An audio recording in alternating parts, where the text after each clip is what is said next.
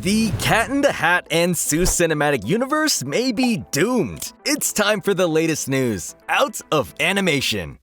The film rights to Dr. Seuss's children books have had a surprising journey. Illumination's two film adaptations, The Lorax and The Grinch, were both highly profitable. However, they proved ultimately unsatisfying to the license holder, Dr. Seuss Enterprises. As such, after the release of The Grinch in 2018, they chose to offer the rights to Warner Bros. Instead, signing a whole new agreement less than a year after Illumination's film made over $500 million at the box office. Warner has made good use of the Seuss rights, producing 2 seasons of a streaming show, Green Eggs and Ham, that were released on Netflix. Their big focus, however, has been on releasing a whole series of animated films based on Seuss's classic books. This was planned to begin with a new version of The Cat in the Hat from South Park writer Erica Rivinoja and Disney story artist Art Hernandez. Warner was hoping to release it in 2024. After that, they were looking at a Thing 1 and Thing 2 spin-off movie and a J.J. Abrams-produced version of Oh the Places You'll Go with John Chu acting as director, both set to follow up in subsequent years.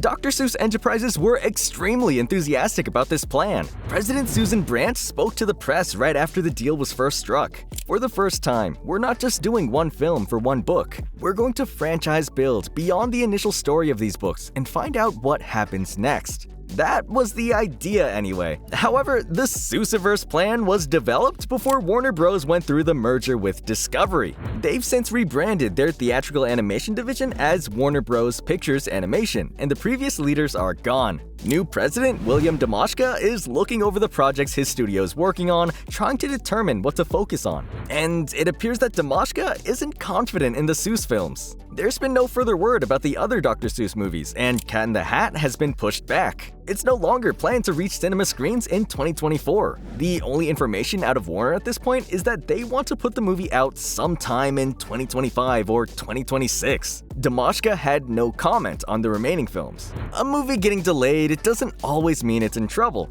Given Warner Bros.' willingness to cancel movies they've already finished, Cat in the Hat just being delayed could be seen as an endorsement of the movie. However, there's one big difference between this case and Warner's other cancellations. Their prior canned films were all based on Warner-owned characters and franchises like Scoob Holiday Haunt. The Cat in the Hat was instead made under a contract with Dr. Seuss Enterprises. If the terms included that Warner had to release a certain number of films within a 10-year time frame, Warner Pictures Animation may not have any options left than to put out a movie they don't have faith in. Sony is having much better luck with animated franchises. They're already planning to release a Spider-Gwen spin-off film.